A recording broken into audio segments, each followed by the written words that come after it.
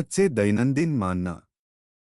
Praise the Lord. नवा दिवस नवी आशामध्ये तुम्हा सर्वांचं स्वागत करतो. या आपण आजचं वचन वाचूया आणि परमेश्वराच्या नावाची महिमा करूया.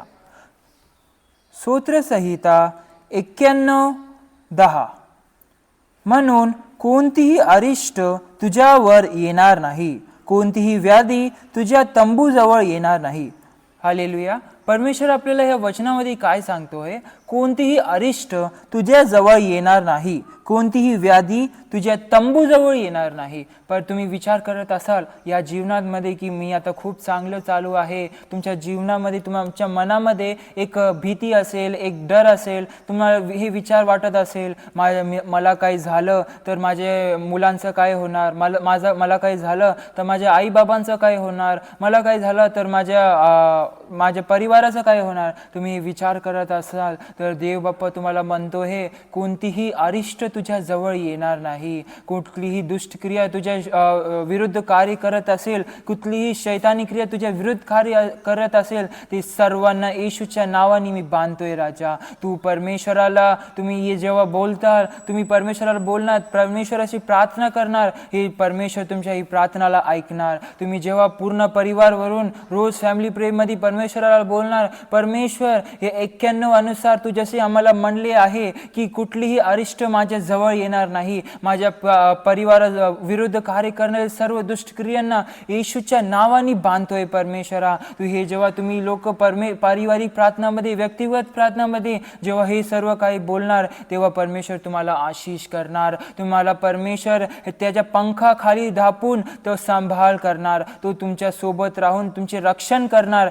तुम्हाला वाटत असेल की मला कोण नाही बघणारा, मला कोण पण नाही, मला काही झालं तर कोणाला काही फरक पण नाही पडणार, हे तुमचं चुकीचं बोलणं आहे.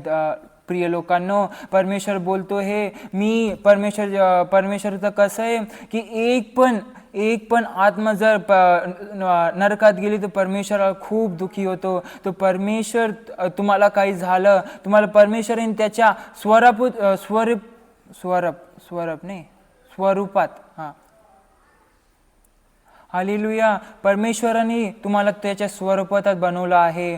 तुम्ही विचार करत असाल परमेश्वर मला बघत नाही आहे, परमेश्वर माझं काही होणार नाही, हे विचार करत असाल तर देव बाप्पांचे प्रिय लोकांनो, मी तुम्हाला बोलतोय की परमेश्वर तुम्हाला बघतोय, तुमच्या सर्व कामांना बघतोय आणि तो कार्य करणार. कुठलीही अरिष्ट गोष्ट तुझ्या जवळ येणार नाही आणि तुझ्या तंबूजवळ कुठेही व्याधी कार्य करणार नाही. तू हे टेन्शन फ्री होऊन सर्व बोज परमेश्वराला टाकून तू हे जेव्हा प्रार्थना करशील, सर्व बोज परमेश्वरावर ठेवशील, तेव्हा परमेश्वर तुझ्या जीवनात कार्य करणार. या आपण प्रार्थना करूया आणि या वचनानुसार आपण परमेश्वराजवळ बोलूया.